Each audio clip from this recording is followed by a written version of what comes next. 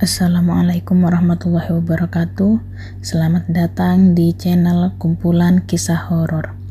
Kali ini saya ingin menceritakan sebuah kisah horor misteri hantu wanita di balkon apartemen. Ada seorang wanita, sebut saja namanya Nai. Dia baru sebulan menempati satu unit apartemen tipe 1 kamar di Tower F, sebuah kompleks apartemen di pusat kota. Ia memutuskan pindah ke apartemen itu setelah merasa tidak betah tinggal di rumah kos. Harga sewa apartemen itu termasuk murah, apalagi jarak apartemen dengan gedung tempat ia bekerja bisa ditempuh dengan bus kota sekali saja. 2 minggu sebelumnya, pada hari Jumat dini hari yang sepi, Nai tiba-tiba terbangun. Ia merasa sangat haus dan perlu minum. Ia menatap cangkir besar berwarna pink di meja kecil di samping kiri ranjangnya, lalu mengelurkan lengan kanannya untuk meraihnya. Dia lalu mengambil air minum di dispenser, sambil melihat jam 1:30 dini hari. Selesai minum, dia menarik nafas panjang lalu meletakkan cangkir itu di atas meja makan. Tiba-tiba, Nai merasakan desiran angin dingin yang datang dari arah balkon, membuat bulu kuduknya seketika berdiri. Bukan angin dari penyejuk udara di ruang tengah, karena ia sudah mematikannya tadi sebelum masuk kamar. Pandangannya tersita oleh gerakan tirai di jendela balkon apartemennya yang diterpa angin dari luar. Tirai berbahan polyester berwarna kelam baja itu memang menutupi jendela dan pintu geser menuju balkon. Nai melihat bagian bawah tirai. Tampak bahwa pintu itu sedang terbuka. Dia mengernyitkan dahinya, teringat kalau dia sudah menutup pintu itu dan menguncinya usai rapat daring dengan atasan yang sedang berada di Eropa.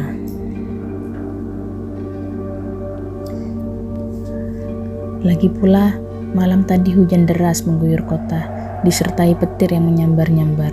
Bila hujan, biasanya air memercik bagian dalam apartemennya. Nai melipat kedua tangannya di dadanya, seraya berjalan perlahan ke arah pintu balkon. Angin dingin bekas hujan beberapa jam sebelumnya serasa menusuk tulangnya. Ketika ia menyibakkan tirai untuk menutup pintu, tiba-tiba dia dikejutkan dengan sesosok wanita bermuka putih pucat sedang berdiri di balkon apartemennya. Wanita itu berambut panjang dan berbaju putih panjang. Nai memekik seraya meraih pegangan pintu, lalu menariknya cepat-cepat hingga menutup dan menguncinya. Ia berjalan mundur secara perlahan dengan nafas tersenggal-senggal. Tangan kanannya memegangi dada kirinya. Khawatir kalau ia sedang dirampok, ia berpikir mencari ponselnya di kamarnya untuk meminta bantuan. Tetapi ia segera sadar unitnya berada di lantai 25. Bagaimana mungkin perampok itu bisa masuk dari luar? Nai juga tidak mendengar pintu itu didobrak dari luar. Bila sosok itu hendak merampoknya, sosok itu pasti sudah mendobrak atau memecahkan pintu kaca itu setelah ketahuan oleh Nai. Rasanya bukan perampok, pikir Nai. Ia meletakkan ponselnya kembali di atas meja, lalu memutuskan berjalan perlahan ke arah pintu itu dengan langkah berjinjit. Ia berhenti tepat di balik tirai yang menutupi pintu geser itu. Nai memejamkan kedua matanya. Ia merasa takut, tetapi ia ingin tahu tentang sosok yang berada di balkon apartemennya. Perlahan, ia menjibakkan tirai itu dengan tangan kanannya, lalu membuka kedua matanya pelan-pelan. Sosok wanita itu masih ada di sana, melayang-layang kira-kira 1 meter di atas lantai balkon. Gaun putihnya berkibar-kibar seperti bendera yang tertiup angin. Kedua bola mata wanita itu seluruhnya putih tanpa kornea, tapi seakan-akan menatap tajam ke arah Nai. Bibirnya kelabu pucat tertutup rapat, tapi ada semacam cairan merah seperti darah yang mengalir dari ujung kiri bibirnya. Nai terkesiap, cepat-cepat menutup tirai dan berlari ke kamarnya. Sayangnya, karena panik, ia tak mampu menjaga keseimbangan tubuhnya. Tubuhnya terhempas dari lantai ruangan yang berlantai keramik. Pandangan Nay gelap, ia berada di sana hingga pagi tiba. Selama seminggu lamanya, Nay melihat sosok itu di balkon apartemennya, kadang jam 1:30 dini hari, jam 2, atau jam 3. Dia selalu terbangun dini hari dengan kerongkongan kering. Sosok wanita itu selalu di balkon apartemennya dan tidak ada gejala hendak menyerangnya. Tetapi tetap saja ia merasa takut karena pintu menuju teras balkon selalu dalam keadaan terbuka. Padahal ia sudah mengunci rapat sebelum tidur malam. Dia menceritakan pengalamannya yang menyeramkan itu kepada beberapa sahabatnya di kantor. Teman kantornya yang bernama Zay berkata, "Wah, serem banget. Aku bakal cabut dari apartemen itu kali." Lalu, Faye menimpali, "Aku lebih takut perampok daripada hantu. Karena perampok lebih kejam, bisa membunuh kita. Kalau hantu ya paling nakut-nakutin aja." Lalu temannya yang lain, May, memberi saran. "Aku bingung mau gimana. Mungkin manggil orang pintar. Aku kenal beberapa teman yang kerjanya bisa membersihkan rumah. Maksudnya mengusir hantu-hantu jahat semacam itulah," katanya. Semua komentar temannya ia balas dengan senyuman saja. Dia tidak berniat untuk pindah, apalagi memanggil orang pintar. Kalau perampok, sistem keamanan apartemennya lumayan bagus. Kamera CCTV terpasang di berbagai sudut apartemen. Dia juga bisa menghubungi tim keamanan gedung yang siaga 24 jam setiap hari. Zay menawarkan Nay untuk tinggal bersamanya di kamar kosnya sementara waktu. Awalnya Nay menolak, tapi akhirnya ia mengiyakannya. Begitu juga dengan May dan Faye yang masih tinggal bersama kedua orang tuanya. Mereka menawarkan Nay untuk tinggal di rumah mereka. Nay juga menerima tawaran mereka. Tetapi setelah seminggu tinggal bersama teman-temannya, dia merasa tidak enak telah merepotkan mereka. Mereka memang mengatakan no problem, tetapi dalam hati siapa yang tahu. Berbekal sejumput keberanian, Nay berniat kembali ke apartemennya. Tidak peduli setan apa yang dia hadapi. May menawarkan diri untuk menemani Nay. Tentu saja, Nay bersuka cita. Ia memeluk rekannya itu dengan erat. Nay merasa senang karena May menemaninya di apartemennya setelah seminggu lamanya ia berpindah tempat tinggal. Nay membersihkan apartemennya sekadarnya, lalu memasak makan malam untuk mereka. Kemudian ia menyiapkan kasur lipat untuk tempat tidur temannya. Mereka juga menikmati kopi hangat dan menyantap camilan di sofa sambil menonton film terbaru dari layanan peralihan video favoritnya di layar televisi digitalnya. Film drama komedi itu membuat suasana lebih ceria. Ketika sedang menonton film, Nay sesekali menjelaskan kejadian aneh yang ia alami kepada May. Tetapi temannya cuma tersenyum sebentar, lalu mengembalikan pandangannya ke arah layar televisi. Nay menghela nafas panjang. Ia merasa agak kecewa dengan respon May. Ia berharap ada percakapan yang mengasyikkan dengan May. Tetapi temannya itu malah larut dengan film yang mereka tonton. Nay menatap jam dinding di atas televisi. Jam 8:30 malam. Ia memilih beranjak dari sofa lalu berjalan menuju kamarnya untuk mengambil ponselnya yang sedang dicas. Layar ponselnya menunjukkan angka 100%, baterai ponselnya sudah penuh. Dia membalas beberapa pesan singkat dari teman-temannya yang menanyakan tentang kondisinya. Tiba-tiba, kedua matanya tertuju pada akun May yang mengirimnya pesan singkat. Pesan itu terbaca dengan jelas. "Nay, kamu baik-baik aja kan? Aku ngerasa khawatir. Harusnya aku nemenin kamu. Tapi gimana lagi? Aku lagi lembur laporan buat Pak Bos. Besok aja kali ya. Sorry banget. And take care." Nay terkejut setengah mati. Tanpa sadar, ia melepaskan ponselnya dari jemarinya dan jatuh di atas meja.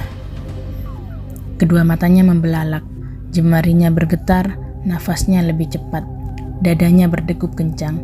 Ia menatap layar ponselnya, jam 2 dini hari. Mendadak kecemasan menggelayuti dirinya.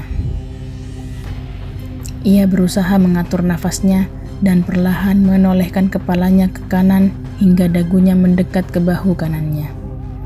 Dengan perasaan was-was, Nai juga memutar tubuhnya ke kanan secara perlahan. Layar televisi masih menayangkan film yang sama, tetapi entah bagaimana lampu di area televisi kini tampak remang-remang. Sesaat kemudian ada kilatan petir, membuat ruangan itu sempat terang selama sepersekian detik. Nai melihat kepala seseorang dari belakang sofa. Apakah itu Mei? Ia melangkahkan kakinya keluar kamar, selangkah demi selangkah. Mei? Panggil Nai dengan suara lirih dan bergetar. Wajahnya diliputi kecemasan, tetapi sosok yang sedang duduk di sofa itu tidak bergerak sedikit pun. Kini, Nai telah sampai di pintu kamarnya. Dari situ, ia bisa mendengar suara hujan yang sangat deras di luar gedung apartemennya. Ia melihat pintu geser itu lagi-lagi terbuka. Tirai jendela bergerak diterpa angin dari luar, yang kali ini berhembus lebih kencang. Nai merasa merinding. Kedua matanya fokus sebuah sosok yang sedang duduk di atas sofanya, yang hanya terlihat bagian atas kepalanya saja yang berambut hitam. Ia mengucap nama temannya sekali lagi.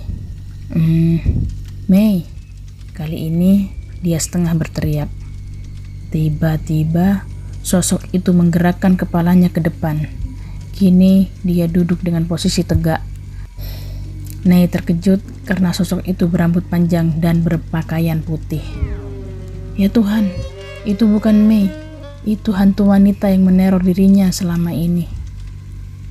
Jantung Nai berdegup kencang, apalagi ketika kepala sosok seram itu berputar 180 derajat. Nai merasa sangat takut. Ia ingin berteriak, tetapi entah mengapa dia tidak mampu. Lehernya seakan merapat, mencekik pita suaranya. Nai juga tidak bisa menggerakkan tubuhnya. Tiba-tiba, sosok itu bangkit dari sofa, lalu perlahan tubuhnya terangkat dan kini sepenuhnya melayang di atas sofa. Gaun putihnya berkibar-kibar terterpa angin kencang yang masuk melalui pintu geser itu. Jantung Nai berdegup semakin kencang tidak karuan, nafasnya ngos-ngosan. Kedua matanya masih menatap hantu wanita itu dengan rasa takut yang amat sangat. Tiba-tiba, sosok itu terbang cepat ke arah Nai, mendorong tubuh Nai begitu kuatnya hingga Nai terhempas dan jatuh terlentang di lantai kamarnya. Pandangan Nai seketika gelap sekali.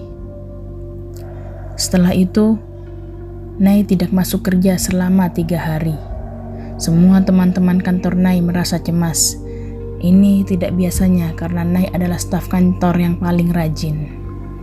Tidak ada informasi apapun dari Nai.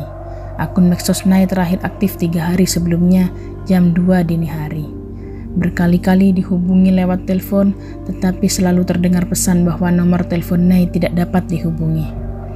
Zai, Mei, dan Fei sepakat untuk mendatangi apartemen Nai ketika istirahat makan siang.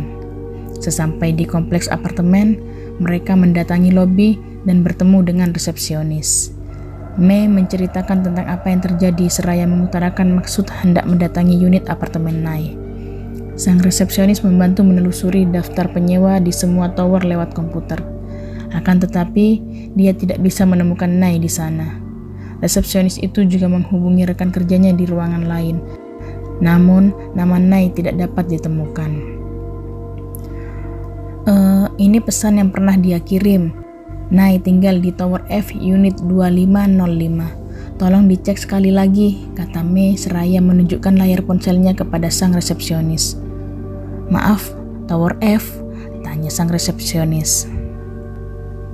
Iya, Nai tinggal di Tower F unit 2505. Ini foto wajahnya, kata Mei sambil berpindah ke aplikasi dari pesan ke foto. Sang resepsionis mengerkitkan dahinya seraya menggelengkan kepalanya beberapa kali. Ia merasa tidak mengenal wajah yang ia lihat. Maaf, saya tidak mengenal Ibu Nai. Dari daftar penyewa juga tidak kami temukan namanya.